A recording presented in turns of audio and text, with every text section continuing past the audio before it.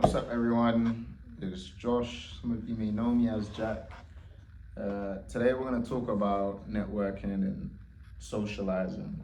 I think you guys will relate to this a lot too, because this is coming from, or some people will relate to this a lot because this is coming from a more introverted person who's had to step outside their comfort zone to build relationships for them to excel in their career. But I don't want to just talk about the importance of it. I want to at least give you guys some how-to tips that could potentially improve your comfortability when socializing and building connections if you are someone who is a little bit more quiet, a little bit more reserved. Now, I'm introvert, extrovert, like I think most people are.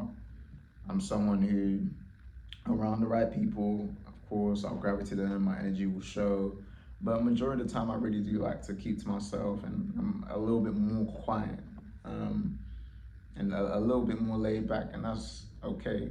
But I think on the aspect when it comes to business and trying to grow and meet people and connect and build your career, find a relationship, someone you love, there is a side of life where you have to just get out the box a little bit. Not everything is necessarily just going to be given to you, but I think also it's understanding where an opportunity lies and pouncing at that. And that's kind of what relationships can be when we're talking about building your career or towards a particular goal. So again, I was someone who was a lot more reserved, would rather keep to myself. But when I moved to the States, I was immediately forced to go out and connect with people. Of course, I have a British accent. I knew that was my unique selling point. I knew it would make me stand out a little bit. But I knew if I paired that with my work ethic and I showed a little bit of personality, people would gravitate to me and maybe give me an opportunity. And that was like my overall game plan. Of course, I knew who I needed to connect to and connect with because I wanted to work with certain NBA players, certain celebrities. So I already knew the type of videos I needed to make, the type of people I needed to connect with. But it was just putting myself in that environment, and it was uncomfortable. So when I was at Nike, I used to do this thing. Again, when you're working at Nike, you're on the sales floor, you're either in footwear, apparel, doing whatever. And I remember I would just look at people, and even if you looked an inch successful, whether you had nice shoes or even if you just looked like someone with wisdom, I spoke to so many different people, old, young, men, women, whatever the case may be. And I would just go up to them and ask them, hey, my name is Josh. I'm from London. I recently just moved here. I'm just trying to branch out my career, blah, blah, blah.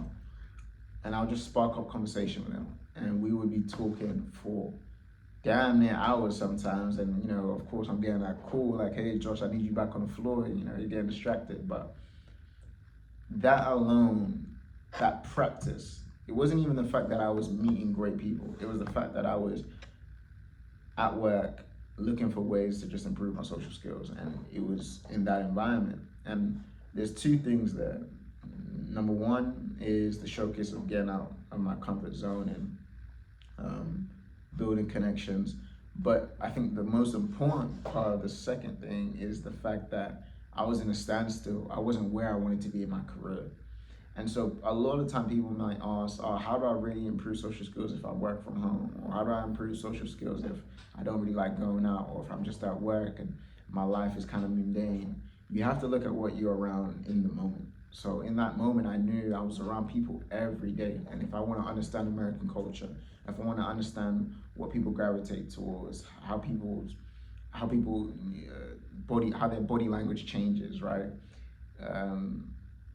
How some people hold eye contact, right? Whatever the case may be, I was just looking at so many different ways I could improve my social skills, specifically in the United States of America. So I was using what I had in the moment, and it worked out for me because I started to understand American people better. I started to know what people laughed at, especially Floridians. I was understanding my area more, asking questions about where other people came from, and just understanding how the conversation would go. So that was big that was a big lesson for me because again, it was uncomfortable, but it also taught me that um, you have to put yourselves in those environments that make you feel a little bit sick so you can start feeling a little bit better. And it sounds so cliche, but it really does work.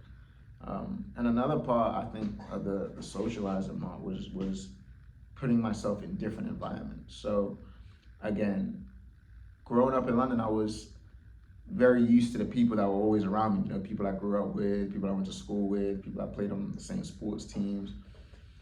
And so there were certain things I just didn't do. You know, excuse me, I just wouldn't go certain places, or I wouldn't hang around with certain people.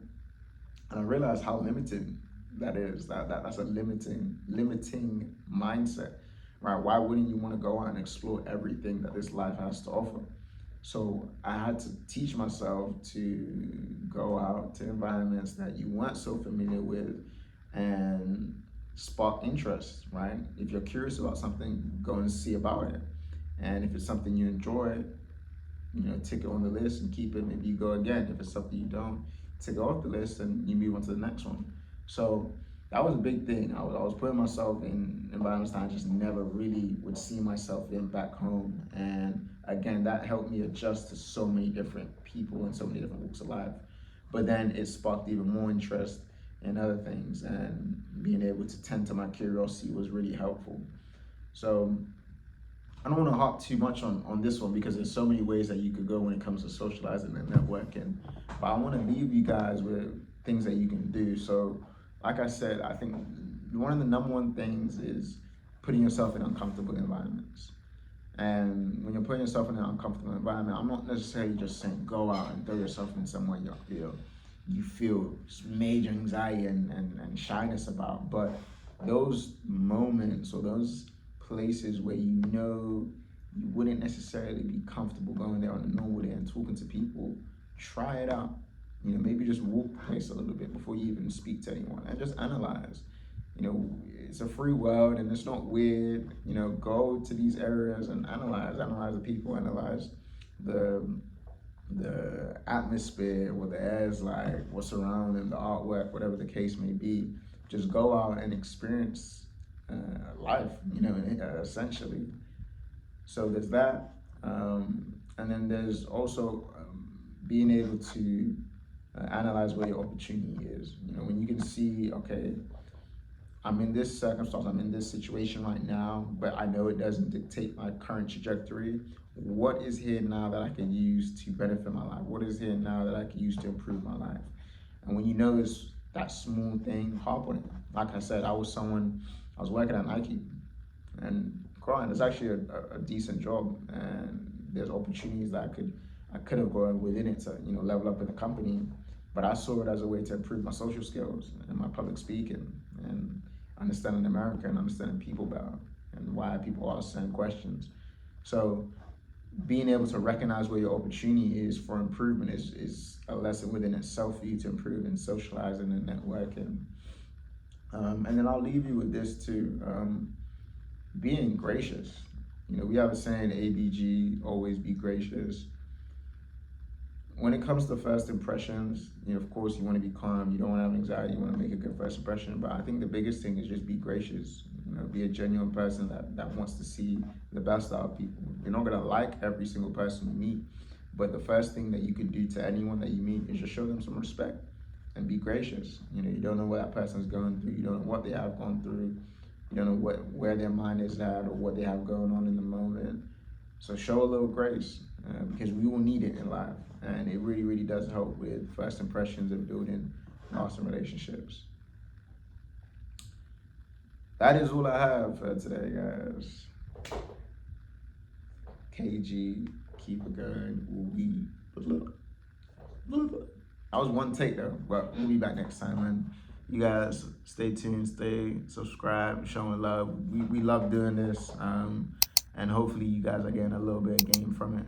We're just trying to learn along the way ourselves. So KG, we keep it going. You guys know them all.